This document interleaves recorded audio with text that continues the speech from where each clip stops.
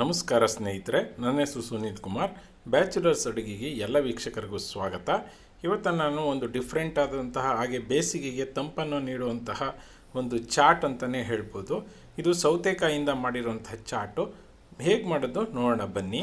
ಮೊದಲನೇದಾಗಿ ಫ್ರೆಂಡ್ಸ್, ನಾನು ಒಂದು ಸೌತೆಕಾಯಿನ ಕ್ಲೀನಾಗಿ ಹೆಚ್ಚಿ ಎರಡು ಸೈಡು ನಾನು ಕ್ಲೀನಾಗಿ ಎಲ್ಲನೂ ಮೇಲ್ಗಡೆ ಇರುವಂಥ ಸಿಪ್ಪೆಯನ್ನು ಕಟ್ ಮಾಡಿ ಇಟ್ಕೊಂಡಿದ್ದೀನಿ. ಇದನ್ನು ಸಣ್ಣ ಸಣ್ಣದಾಗಿ ನಿಮಗೆ ಎಷ್ಟು ದಪ್ಪ ಸೈಜಲ್ಲಿ ಬೇಕೋ ಅಷ್ಟು ದಪ್ಪ ಸೈಜಲ್ಲಿ ನೀವು ಕಟ್ ಮಾಡ್ಕೊಳ್ತಾ ಹೋಗಿ.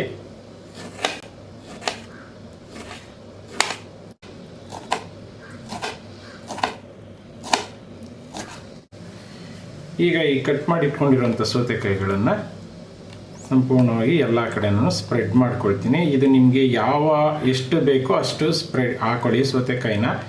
ನಾನಿಲ್ಲಿ ಒಂದು ಸಂಪೂರ್ಣ ಸೌತೆಕಾಯಿನ ಕಟ್ ಮಾಡಿ ಇಟ್ಕೊಂಡಿದ್ದೀನಿ. ನಿಮ್ಗೆ ಎಷ್ಟು ದೊಡ್ಡ ಸೌತೆಕಾಯಿ ಇದೆಯೋ ಅಷ್ಟು ನೀವು ಕಟ್ ಮಾಡ್ಕೋಬೋದು. ಸಣ್ಣ ಸೌತೆಕಾಯಿ ಇದ್ರೆ ಏನಂದರೆ ತಿನ್ನೋದಕ್ಕೆ ನಾವು ಸ್ಪೂನನ್ನ ತೆಗೆದಾಗ ಈಸಿಯಾಗಿ ಸಿಗುತ್ತೆ ಅಂತ ಅಷ್ಟೇ ಕಾರಣ.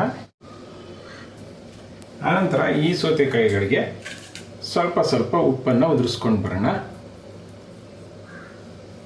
ಎಲ್ಲದಕ್ಕೂ ಇದೇ ಥರ ಉಪ್ಪನ್ನು ಉದುರಿಸ್ಕೊಂಡು ಬನ್ನಿ. ಆದಷ್ಟು ಕಡಿಮೆ ಉಪ್ಪು ಹಾಕ್ಕೊಂಡ್ರೆ ಒಳ್ಳೆಯದು. ತುಂಬ ಜಾಸ್ತಿ ಉಪ್ಪು ಹಾಕಿದ್ರೆ ಉಪ್ಪು ಆಗಿಬಿಡುತ್ತೆ. ಸ್ವಲ್ಪ ಸ್ವಲ್ಪ ಮೆಣಸಿನ ಪುಡಿನ ಉದುರಿಸ್ಕೊಂಡು ಬನ್ನಿ. ಜಾಸ್ತಿ ಬೇಡ, ಜಾಸ್ತಿ ಆದರೆ ಖಾರ ಆಗಿಬಿಡುತ್ತೆ.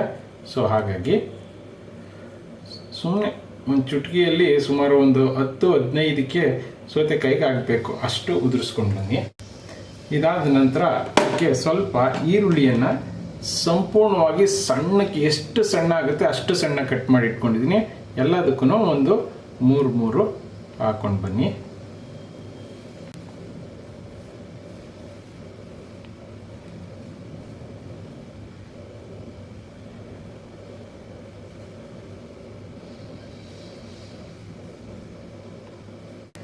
ಅನಂತರ ಇದಕ್ಕೆ ಆಲೂಗೆಡ್ಡೆಯನ್ನು ಹಾಕೊಂಡು ಬರೋಣ.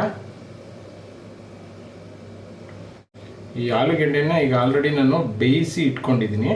ಸೊ ಹಾಗಾಗಿ ಬಟಾಣಿ ಮತ್ತು ಮುಸ್ಕಿನ ಜೋಳನ ನಾನು ಬೇಯಿಸ್ಕೊಂಡು ಬಂದಿದ್ದೀನಿ. 2 ಸಾರಿ ಕುಕ್ಕರಲ್ಲಿ ಕೂಗಿಸ್ಕೊಂಡು ಇದನ್ನು ಇದ್ರ ಮೇಲ್ಗಡೆ ಹಾಕೊಳ್ಳೋಣ.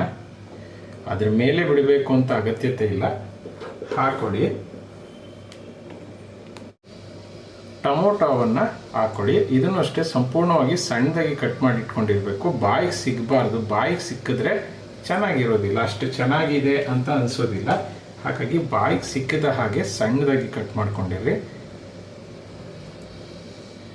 ಇದಕ್ಕೆ ಸ್ವಲ್ಪ ಚಾಟ್ ಮಸಾಲ ಹಾಕೋಬೇಕು.